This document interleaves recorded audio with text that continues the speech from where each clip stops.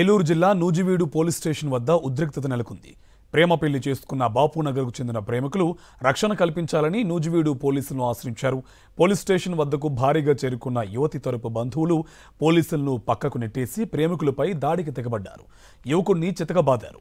వెంటనే అప్రమత్తమైన పోలీసులు పోలీస్ స్టేషన్ గేట్లు, తలుపులు మూసివేశారు.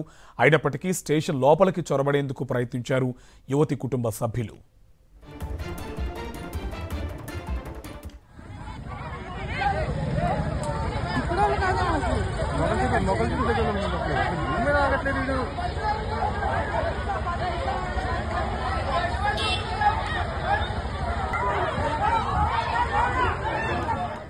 ఏలూరు జిల్లా నూజివీడు పోలీస్ స్టేషన్ వద్ద ఉద్రిక్తత నెలకొంది. ప్రేమ పెళ్లి చేసుకున్న బాపునగర్కు చెందిన ప్రేమికులు రక్షణ కల్పించాలని నూజివీడు పోలీసులను ఆశ్రయించారు. పోలీస్ స్టేషన్ వద్దకు భారీగా చేరుకున్న యువతి తరపు బంధువులు పోలీసులను పక్కకు నెట్టేసి ప్రేమికులపై దాడికి తెగబడ్డారు. యువకుడిని చితకబాదారు. వెంటనే అప్రమత్తమైన పోలీసులు పోలీస్ స్టేషన్ గేట్లు, తలుపులు మూసివేశారు. అయినప్పటికీ స్టేషన్ లోపలికి చొరబడేందుకు యత్నించారు యువతి కుటుంబ సభ్యులు.